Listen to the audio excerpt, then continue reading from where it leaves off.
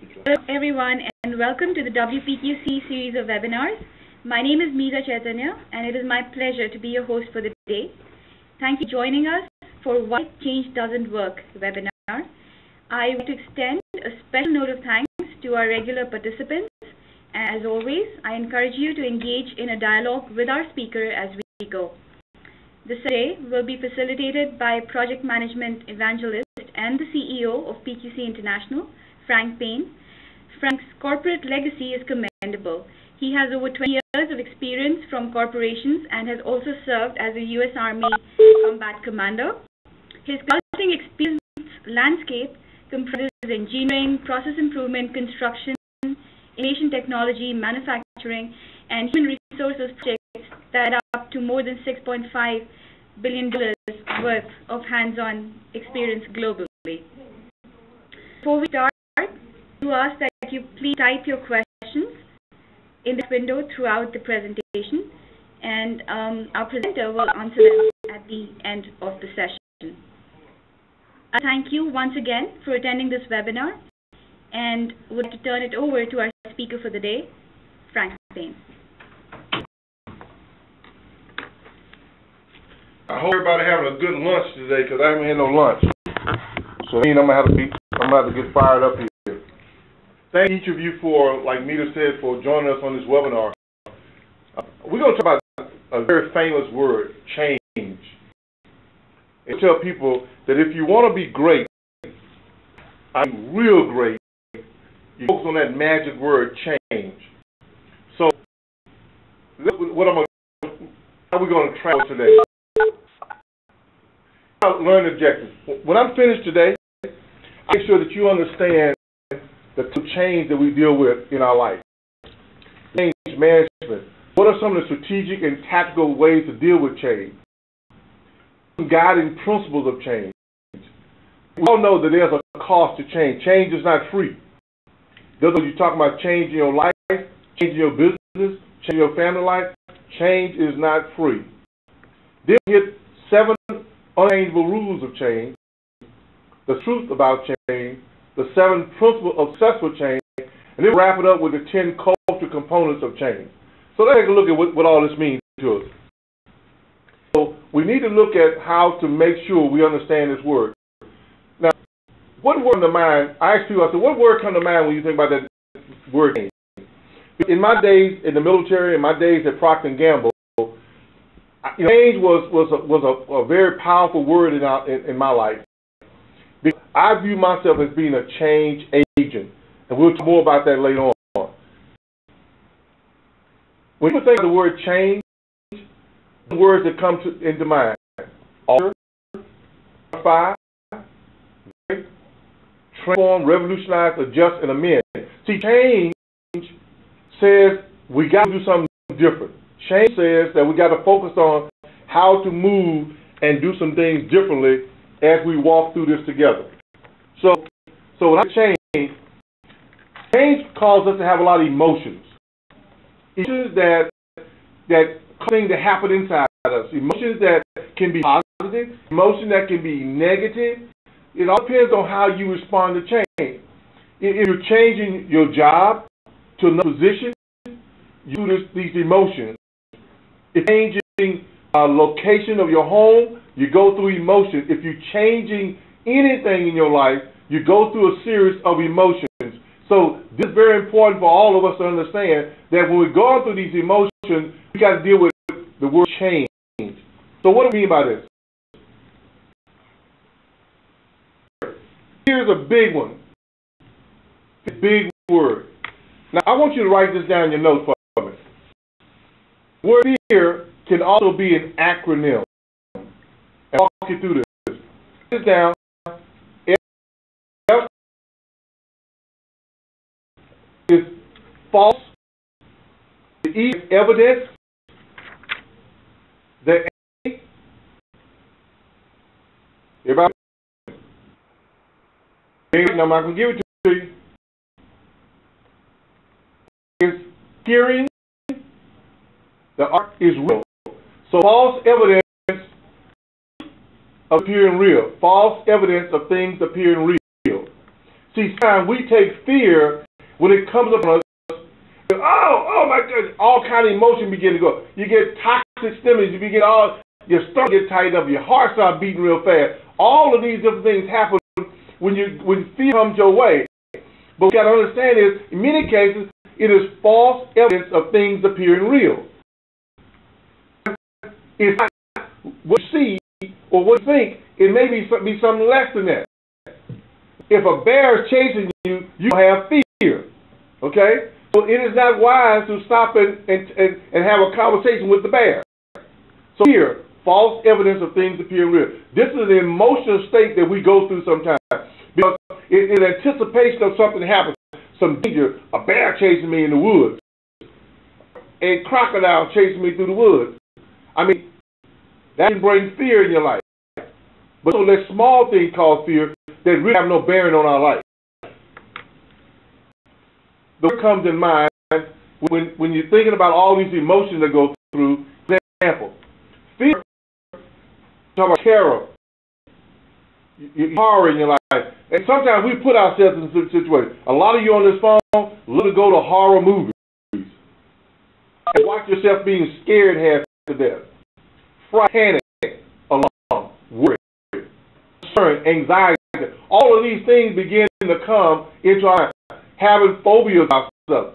Some people ain't riding elevators because they don't like being in an elevator because it's too tight, too close. Fear.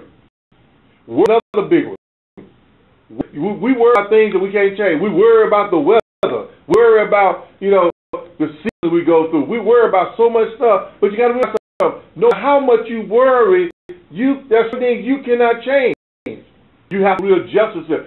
This is all about change. How do you deal with those changes? How do you deal with that will determine how successful you're going to be in your daily life at work and at home. The other, how do we define this change? Sometimes we say change to make a shift from one to another or undergo a transformation. Transformation. You become something else. You do something else. Or replace with one another. Or make different some particular events that's going on in your life. See, change is the way that you go through this major transformation. But major, it depends on how big the change is. It depends on how much you have to go through to make the change. How long you got to walk through that journey to make a change happen. Because sometimes you can make a change happen instantaneously in your life. Sometimes it may take you a week. Sometimes it may take you a year, depending on what the change is. If you've been going through some things in your life that have been around you for a long time, maybe it's going to take you a long time to make that change. It may be a change that needs to go step by step by step. Change is with us no matter what we do in life. Now, there's a change I want you to take a look at. You every single day. Talk about all three. Organizational change, personal change, and global change. So about global change, it is a change that's a big change. That does no matter what we do. Global change. And I'm not talking about global, like globe we live in. I'm talking about global change. Global change may be something that affects you, your house, your children, grandparents, your great-grandparents. I'm talking about global change. This organization change. This is talking about some radical change that you may be going through at work. You may be going through a downsizing at work. Or you may have just got promoted at work. Okay? That's a big change. That's a big organization change. Or your favorite boss is now leaving the company and going else. That's a radical change that you're going through. Because now you're thinking, oh my goodness, what happened to me? Oh, it's me. Personal change. Now, personal change is what I call a micro change. Why? Because it's dealing with you and probably your small circle. Micro change is something you can overcome. Micro change is what I call being at the unit level, the personal level, L level. So when you look at these three types of changes, and we go through this today, you begin to think, if I'm going through a change, what type of change am I dealing with? Because each type of change requires you to have a different strategy to deal with that change. If you do a global change, you got to have a much broader, probably more intense strategy that will walk you through that change. Or change, maybe not much you can do about it, depending on what it is. If it's downsizing, well, you probably can't do it because somebody else made that decision. If your boss is leaving, you probably do anything about that. If you have some change in your personal life, if somebody's trying to, nobody on this call fit these two, if somebody's going through alcohol, trying to get alcohol out your life, that's a personal change, or smoking, or whatever you may be doing, those micro changes. Or you're going through changes in your family that you may be going through with your daughter. I know because I've gone through life with 3 daughters in my house. And I went through some personal changes with 4 women in my house. There were no other guy in the house but me. I was lonely. I was depressed sometimes. I get up on Saturday morning, 4 in the house every day. So I have a rule in my house. When you get 18, you're going to kick you out. I had to reduce the number of women in my house. I personal change. I woke up on Saturday morning crying. But that's an example of Frank going through some personal changes. Oh, I started crying again. Change. I love to have conversations with a young man named Mark Parisi. We're talking about the brain. And he's an interesting guy. One day I'm going to have a video of him, or either a new clip or something on a picture on my webinar. He's an interesting guy. But when you talk about brain and change, your body goes through some things. There are 3 major control centers that your brain goes through when you deal with your old brain, your brain, and your prefrontal cortex. Now, what I'm saying here, it goes through levels of change, intensity of the change, does your brain kick in to help you walk yourself through it. Now, for example, let's say you're going through change and you have become very depressed. You are now moving and using your old brain. Down, depressed. All right? But now, if you step up, push it harder, you now activate your neocortex, because your neocortex is there to help you deal with change in a positive way. So you have to decide, am I going to deal with this with my old brain, or am I going to be positive about this change? He said, but Frank, this change is dramatic in my life. Don't matter. The attitude you have with change depends on how successful you get through the change and how long it takes you to get. Because if you're depressed, you have more time to get yourself through the change. But we have to change first and think about our reaction later. And that's not the way you need to be doing it. You think about what change is going to do to your life, and then come up with a strategy of how you're going to deal with it. Because when you react to change first, you don't have all the information. You may not have enough data to knock yourself down. It's, oh my God, I'm just depressed, I'm tired, I'm down because this change is just bad. Well, if it's a fact, you may find that it's not bad at all. Stop reacting to change and start measuring the change. Start understanding the change. Let's get some more facts before you let your own brain kick in. Don't be like Mark Parisi. Don't do that. I'm working with him, trying to get him to focus how to use his brain the right way. So we'll talk about Mark later on when we get into the presentation. He's on all. I'm talking about it. Now, talk a little bit more about change. How to walk through? Remember I said what part of your brain you're using? Here you need some steps, some simple steps to deal with change. First of all, announce the change. Announce the change. I'm going to say it. First of all, announce the change. I did not say the first step is to react to the change. Announce the change first to your organization, to your family, to your global environment, or to yourself if it's you. You get back and say, okay, what is the change I'm about to go through? React to it because, again, you don't have enough data. Think about it. Announce the change. Something means write it down, because the second step is lay out a vision. Now that you know what the change is all about, write your vision down for it. How am I going to deal with this? Then go and designate. Designate means that who can help me deal with this change? Is it just me? And in 9% of the cases, it's not about you. It's you dealing with the change. This will take you and somebody else. It may take you and your spouse, or you and your child, or you and your professor, or you and your boss. You, somebody, will be the destiny to deal with it. Now, out the change. deal. What if this is real? How are you going to deal with that? Okay. Next is give enough time and resources. What time do I need to deal with this? Who else? What resources? Do I need money? Do I need people resources? Do I need equipment resources to deal with this? Once you go through these steps, now broadcast how you plan to deal with change. Because when you let the people around you know how you plan to deal with the change, you say, but Frank, I'm walking through these steps, but I'm being downsized.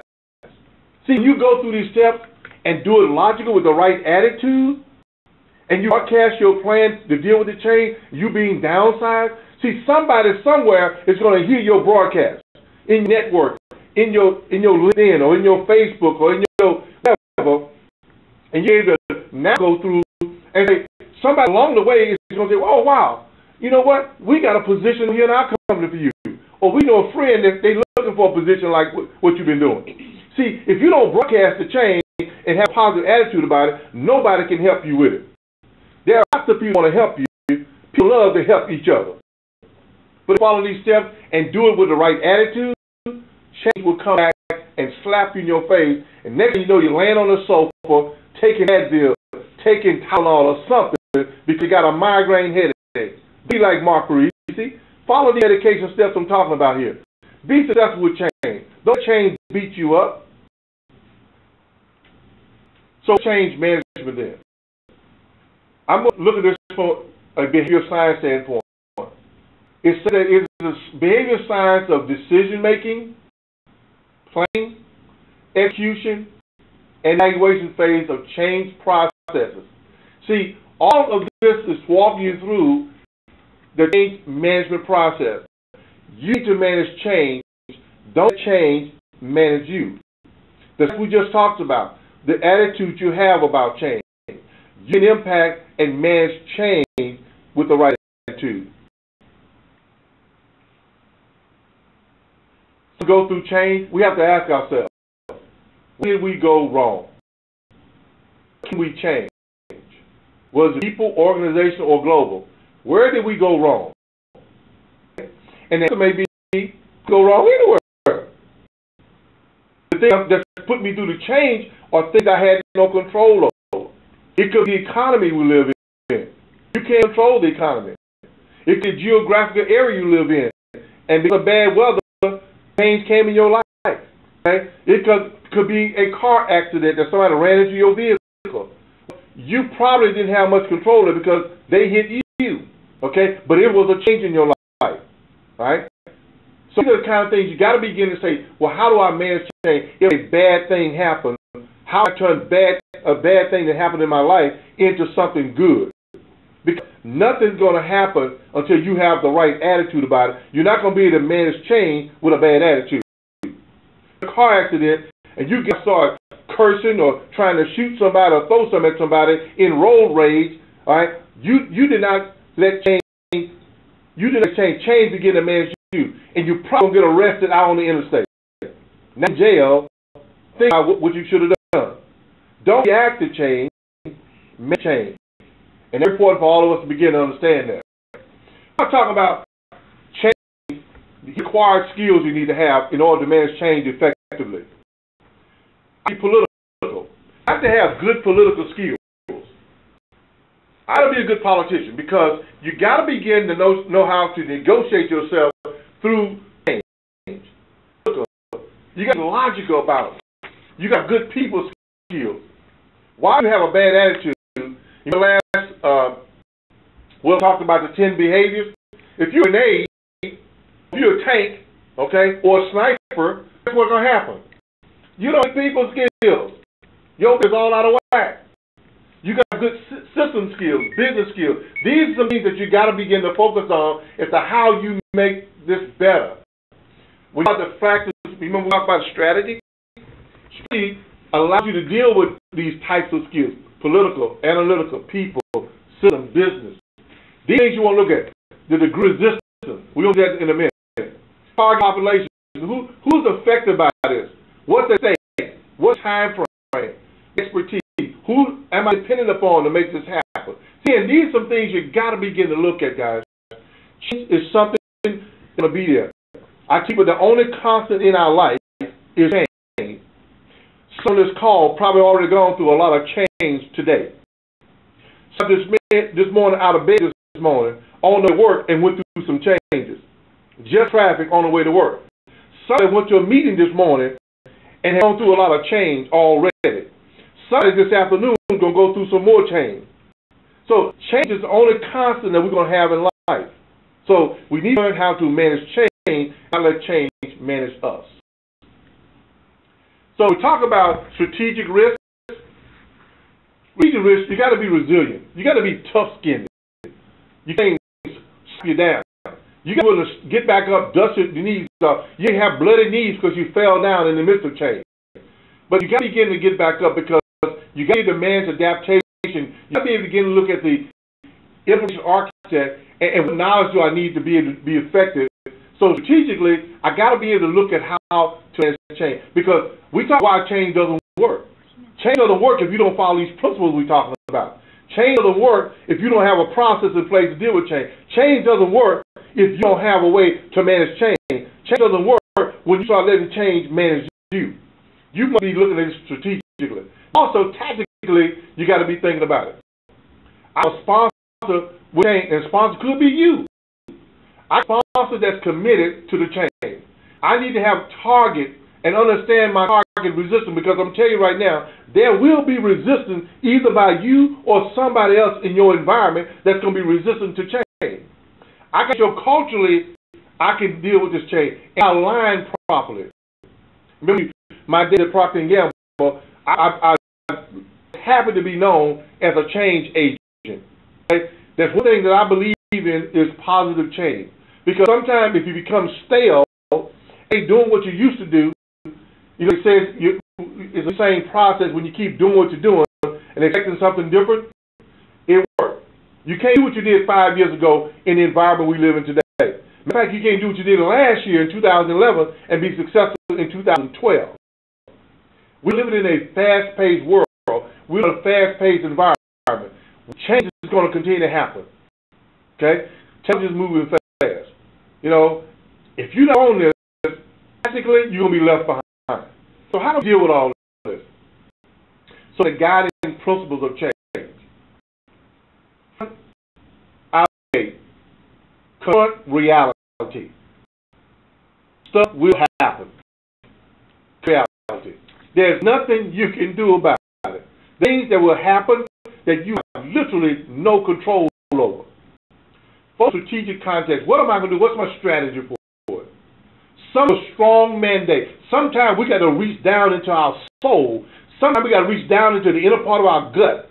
And no matter how bad it may be, no matter how bad the change may be, we can sum up our positive attitude. Pull it up. Sit up. Make on. Stay tall. Keep your chin up. So intelligently. Don't get mad.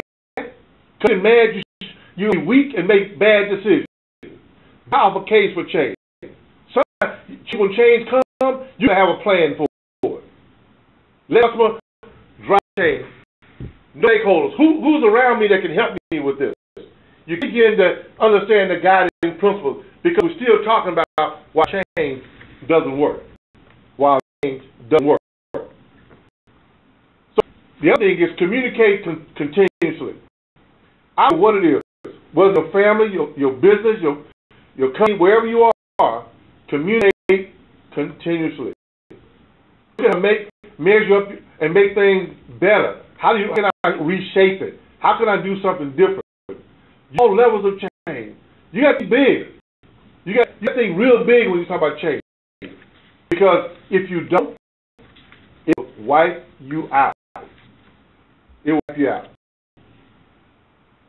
Let's talk about the high cost of change failure. Look at the screen. I'm not going to touch them all. Loss of jobs. That's huge. Loss of trust. Loss of respect. The thing you have that's value to you right now is change. If I lose trust in you or lose respect for you, that's all change for you. When they trust you, when they no longer respect affect you, you immediately will move into high stress. You become depressed. You're going to become angry. When you're trouble at home with your spouse, these high costs of change failure. Craziness, loss of credibility. Got some things that you got to be able to manage. You can't let these things creep into your life. You can't let these things create, and walk inside the doors of your workplace. Again, look at all the behavior change we talked about before. These are some high costs for change failures. There are some rules to unchangeable rules of change. People do not want. See, when we think about it, what do we have to think about? What's in our best interest? What's in our best interest? All right? Other people are not inherently anti-change. Just thrive on the creative change.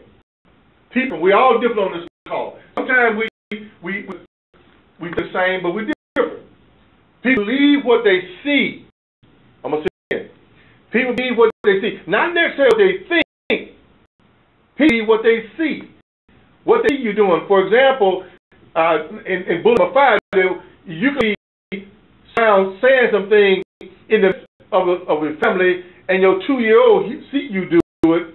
All right, and 2 years start doing what you doing. What you may be doing is something bad, or say something bad, but they saw you say it, and so now it's okay for them to do it. They believe that.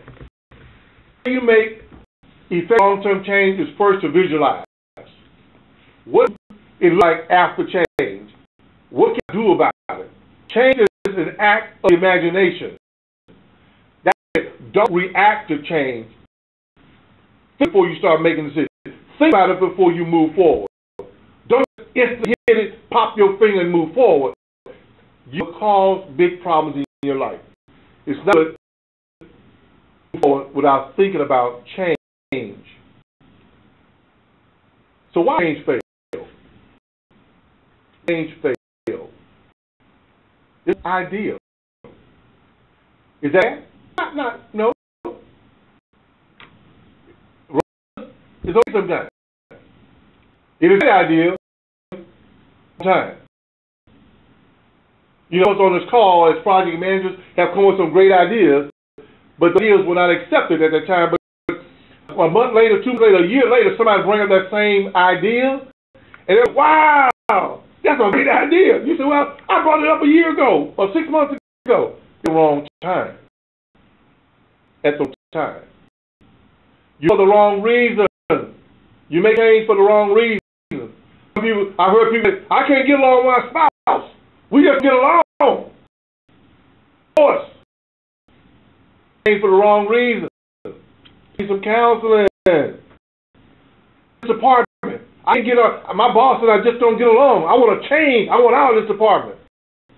Maybe the boss needs some counseling. Wrong reason. Lack authenticity. Or your contradicts your change. Sometimes somebody on the call may want to buy a Maserati or Ferrari. But pay that fit the value of that. See, somebody says, I want to drive a Ferrari, I want to own a Ferrari. But if you're making $80,000 a year, your reality contradicts with your change. You respect it. You have a strong leader. All these things are some reason why change fail. And if you don't have the right perspective about these, then what's going to happen is you will lose out and change will take over, cause you to be real depressed. Just got on the picture here. Deal with it. He needs to take 2 Tylenol. It's to him on this picture. Change doesn't work if we don't follow these principles. You're on a bender. People are convinced. See, I got on the same sheet of music with you. Carried away. With some ideas that's way outside the box. You said, I'm not coming to want you to think outside the box. They want you to think outside the box, but when you think outside the box, it's like Walt Disney said, you can think outside the box, but there needs to be some structure outside the box. Because reality sits in and say there are certain things cannot be done right now. There are certain things financially may not be able to be done, or systemized may not be done. So you may be getting carried away. See, don't get carried away enough is another one. You think close inside the box. Or you add love. There's nothing you can do. Just flat nothing you can do. This is why change fails. Let's take a look at these truths about change. One is that groups feel very awkward, at ease, self-confidence, all the things that, the group is, oh man, I don't feel good about this idea. I feel good about this. Group first about what they give up. If the reality says we need to start making a change on our project because we need to start working on Saturday for the next 6 months, well, you may not be willing to give up their Saturday. They may want to keep their weekend PTO for the next 6 months. So again, that's one of the truths about it. Group feel alone. Your dosage or all these things can be the truth about change. How do you deal with this stuff? You have a plan in place, buy-in from your group to make sure they don't feel pressure. They don't feel like they're losing something. You got to be making these changes without communicating properly, and you got to communicate continuously. You got to communicate continuously when you talk about change. So how do this? So from an organization standpoint, here's techniques for improving optimistic vision if a leader of a team. Just with your own negative assessment. Okay? You need to get rid of that. I mean, now, replace your judgment with better ones. Smart. Remember about you think outside the box, or you think too tight in the box? Smash the box. Kill the box. And creativity, innovation, and flow. Communicate. Post things on the wall. Make sure you communicate. Put it on your SharePoint or whatever you're using to communicate with it. Spell out. Continue to communicate. Let everybody jump into this and have participation. Because let me tell you this real quick. Right now, if for change to become sustainable,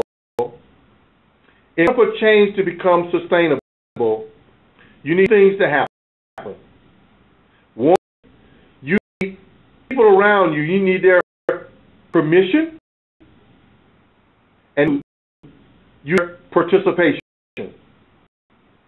Or for change to become sustainable, you need their permission and participation.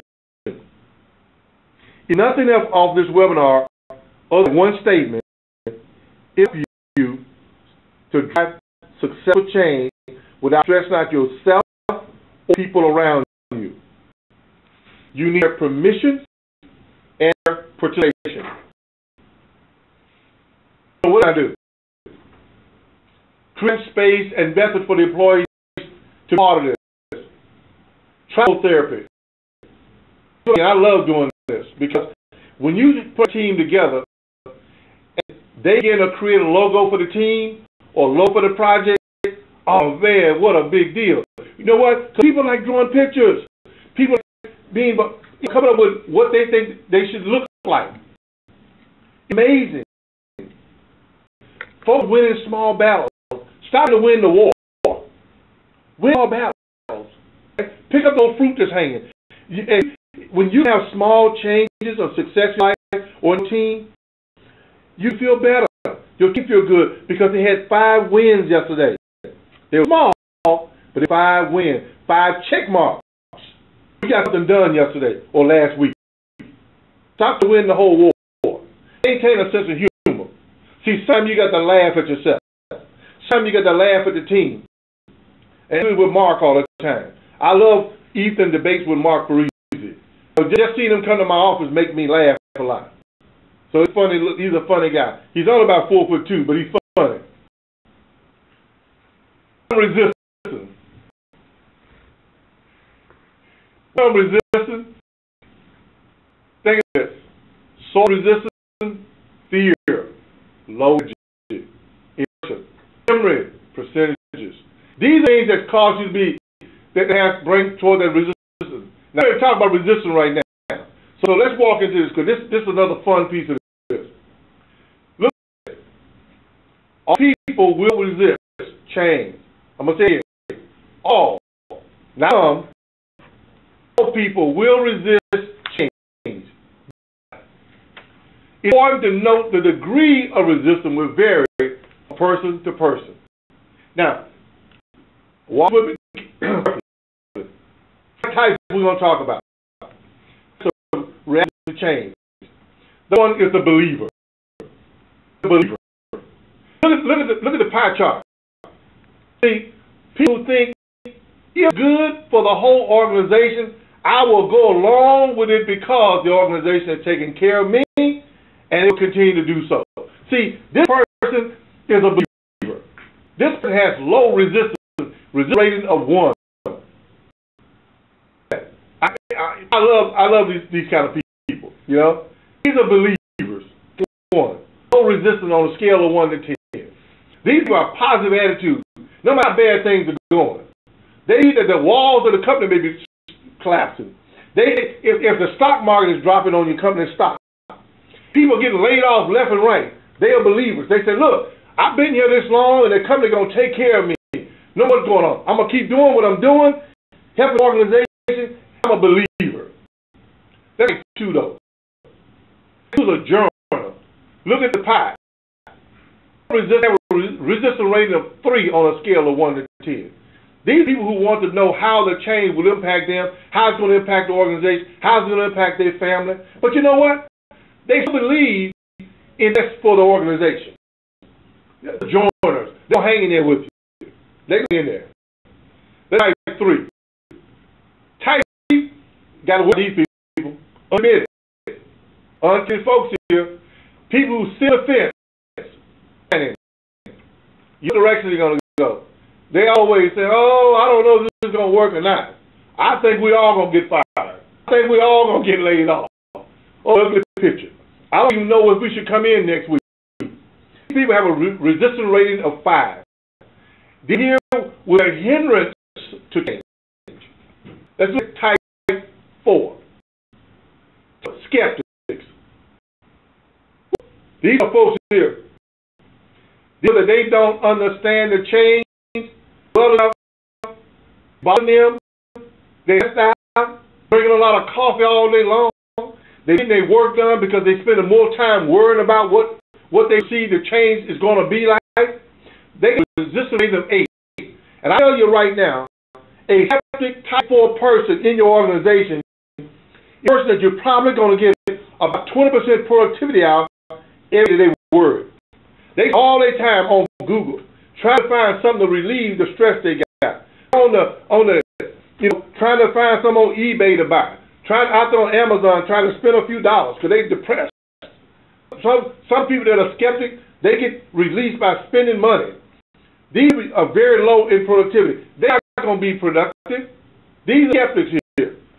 Then you have type 5. Type, you don't want to be around. The naysayers. People might change. It makes no difference if it's good or bad. They know. And see, remember I talked about this Mark Parisi all through this stuff? Mark is a 10. The number 10. And y'all understand I'm talking about because he's right down the hall from me. So if y'all think I'm talking about him, because he's not around, I'm talking about to his face. Mark naysayer. He's number 10. Really, Mark is about a 12. He's on a scale of 1 to 10. These 5 types of reaction to change, and I'm telling you, these are things of why change doesn't work. When you begin to have a 3, especially 4 and a 5, it's going to be hard to deal with change. And my prayer is that you on the call, that you're not a 4 or a 5. I would be a believer. I want you to be a journal. Right? Don't be up there in that 4 or 5.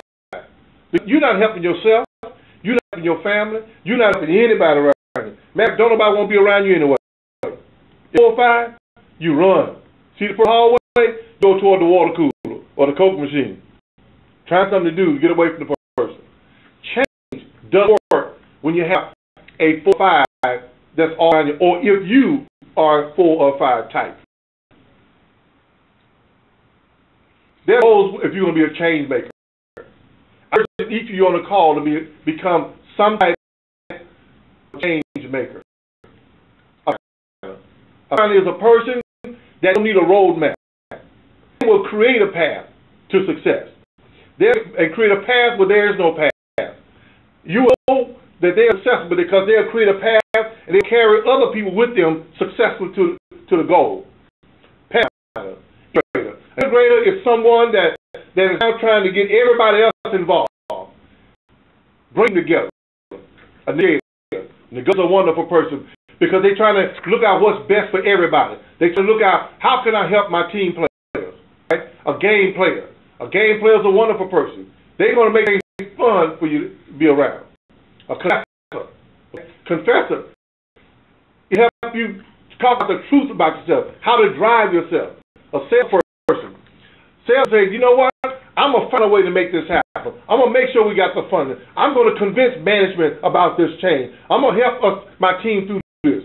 So all need to find out what role kick as a change maker. Now, what am I telling you? I encourage you today on this call that you need to take all of these. You need to walk through all 6 of these because I'm saying if you're a change maker, you walk at some point in time through all 6 of these in your environment or at home. Because you need to take on the role of pathfinder, integrator, negotiator, game player, confessor, or salesperson, depending on the situation at that moment. I urge you to be a change maker. Tips to becoming a good change maker. Open to the data at the start. Like crazy. Lunatic when it comes to network. Because I tell people, I've never met a stranger. If you sit beside me on an airplane, I ask you for at least an hour or 2 hours.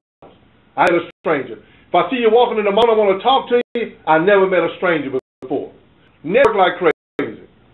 That's what you're learning. Lessons learned and best practices are 2 of your best teachers. Create management along the way. Don't fear.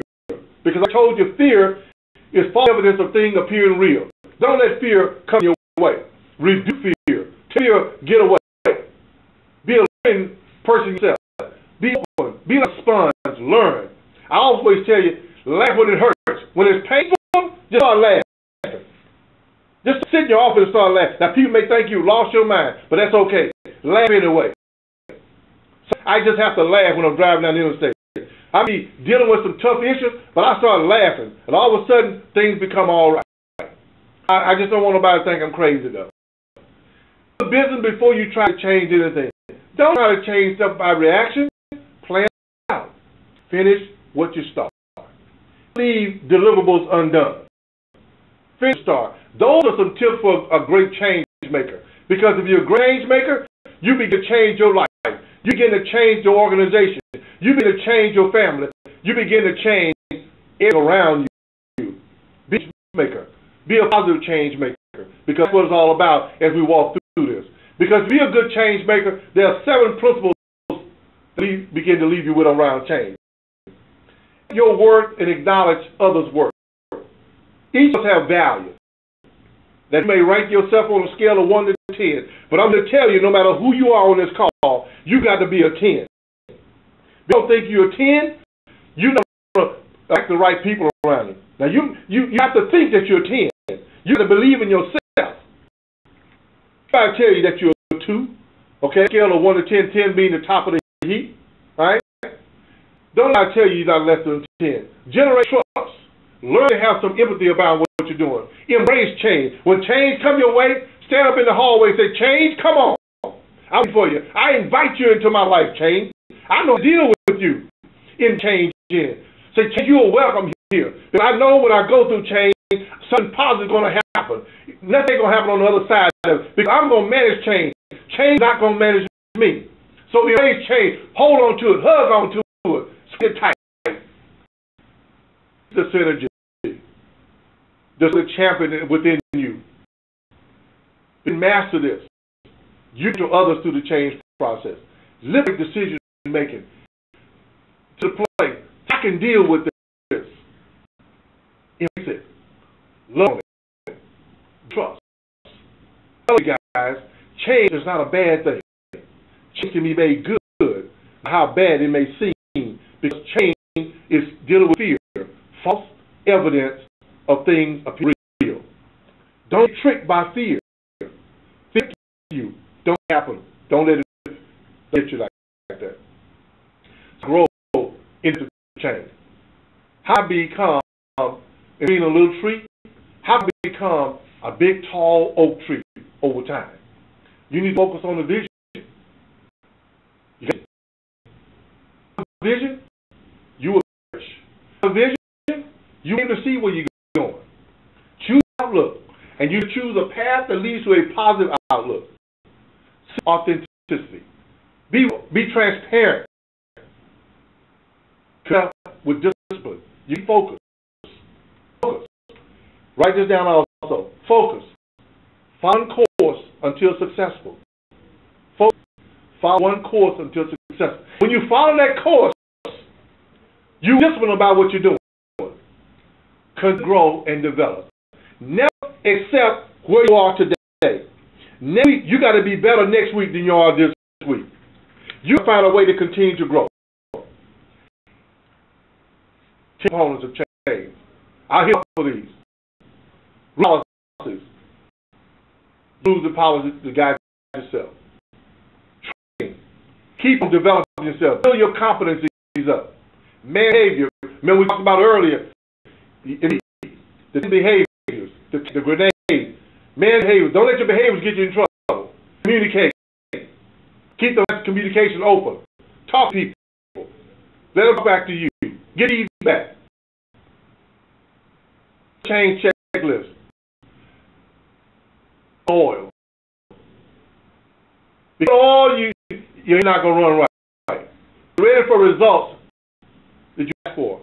Did you have cash? How long is this thing going to go on? Are you going to make a deal for pain? See, pain is something that's going to happen. But I'm willing to make a down payment on pain. Because sometimes we got to walk through some pain in order to become healed and healthy. Because about this, if you go out and play ball this afternoon, you break your leg, well, you're going to go through some pain before you become healed again. It's going to get worse. Your knee going to swell up. Your leg going to swell up. You're going to have to go through some pain to get to where you're trying to go. Are you going to make a down payment on pain? That's a whole nother webinar. I'll come back to that later. So what I'm saying to you right here, guys, change is something that's going to happen no matter what you do. Change will happen more than one time throughout your day, through your week, through your month, in your personal life, in your global life, in your family life, in your organization life. Change is going to be there. But listen to the principle we just talked about. If you go back and listen to this recording again, and sit with your team and listen to this recording, what I'm going to do is share some principles with you. Change is not bad. But why change doesn't work in our life because we don't follow the principles. We violate the principles. We need to let fear take over our life. We don't deal with the hard truth about change. We don't deal with the cultural components of change. We let change rule us versus managing change. I think change can be a good thing. When I see change in my life, I start smiling because I know something good is about to happen. I know that there's something great that's about to happen when I see change in our business, in my personal life, in my family life. I know that something good is going to happen. Why? Because I'm going to manage change. I'm not going to let change manage me. I close with this. When you begin to let change manage you, you can guarantee a very pressed day, a very moment, allowing change to manage you. Each of you have gotten some nuggets from this webinar today. The reason we do the webinar is because we're trying to share. And when I share with you, I will go and share the same information with about 3 more people around you. Whether it's home, whether your child, your team members, or to your boss. Sometimes you can go share because they pass on these principles to somebody else. And with that, I thank you very much. And Mita's about to get back on right now so we can bring you to close. Yes, thanks, Frank. In defense of my friend Mark, I am going to say that he's not short. He's a guy. both literally and figuratively. I'd like to answer the questions that some of our attendees have been sending us during the course of the webinar. The first question that we have is, what is the best way to announce change? I've been in situations where the change announced was so big that people gave up even before attempting it. The announced change is in increments. By that, is a big change that's going to have a dramatic impact on people and the organization. You want to make sure change is rolled out slow and in small increments, because humans cannot adjust to change well. If you give them too much change at one time, you put the organization in what I call organizational stress. When organizational stress occurs, the productivity in the organization is going to go down for a long period of time. It's just riding on a J curve. It's going to take you a while to get the organization back where it's productive. And organizations need to understand low productivity is costing companies in America billions of dollars because we're not managing change effectively. Roll change out, announce it in small increments, and show that people are involved. I mean, from the CEO to the janitor. Don't hide anything. Be transparent. That's what I recommend we deal with a piece of change. The second question also pertains to reaction to changes. So the question is, what are some of the first steps one should take when they hear of a change happening in the organization that causes immediate concern for them? A lot of times when people react to change, they're reacting to change because they don't have all the information. Somebody may be leaving the organization at a high-level organization. People say, oh, my goodness, John Doe is leaving the company. And he's a senior VP of the company. He's a good guy. What happened? Well, a lot of times we react to change because we don't have the information. It's organizational responsibility to communicate the enough information, not confidential information, but enough information so that people not start guessing or create their own opinions, because everybody has an opinion. When you have facts in front of you, it kills all that, and people can respect change and deal with change a lot better. The next question that we have is, how do you tell the difference between a believer and a yes person? A believer is a person that is committed to making the organization better. A person is someone that's just agreeing with you because they want you to show them some favoritism. A believer is not trying to find favoritism. A believer is trying to show commitment that with you in the midst of a crisis. A person is trying to cover themselves. A believer is focused on the group and the organization. Next question that we have is, do you have templates that I can use to roll out a communications plan relative to changes in my organization? I have a template that requested from the team. We can see that template, and it's a change management template that we have. We'd be more happy to share that with anybody that want to copy that. Just respond to the email that Anastasia is going to send out and request it, and we'll send it out in PDF format. So there are follow-up questions that as to how you can get more detailed information on managing change with their teams. We go to the next slide.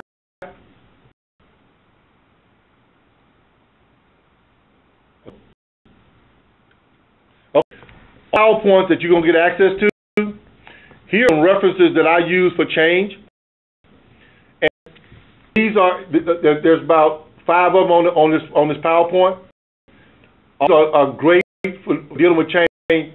The best, well, good. If communicate change, the book of Communication by T.J. Larkin is a phenomenal book. But if you know how to deal and learn more about change, my recommendation is read the book on leading change. And when you go to that site, they have an MP3 file that you can listen to. And also, there's like an 8-page summary of the book if you don't like reading books. So they have both those out there. If you don't know where to get to the link, please respond back to the email. We'll send that link to you also.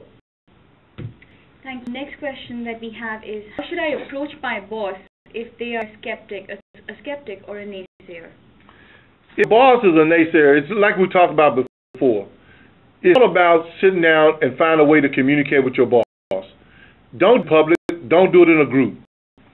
Have a cup of coffee with your boss. All right, maybe, and here's my thing. Do it out of respect and do it unusual. Don't ask for 30 minutes. Ask for 7 minutes of his or her time. I want you to use these 7 minutes per 13 minutes or 29 minutes. Don't use anything that's typical like half hour. Use odd numbers, like 7 minutes. You go say, boss, I have to get on your calendar for 7 minutes. I got more to bounce off you. Go and be real prepared. Now, it's going to last more than 7 minutes because he or she going to want to get more engaged. But what you did was you set an agenda, you contract. You have 7 minutes at a time, and it won't take you more than 7 minutes to share that information with them. They expect you because of how you did it. That's what we deal with a naysayer.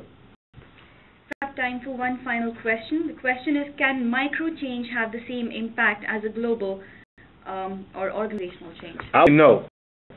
Micro change is talking about you personally. You walking through something in your personal life that nobody else know about, or may not want anybody else to know about it. It may be you, just you, that's dealing with it. So micro change is going to be only impacting you in cases. You walk through something personal, real personal that you don't have. So these are things I would recommend, and here's some information. I want to close with one last thing, though.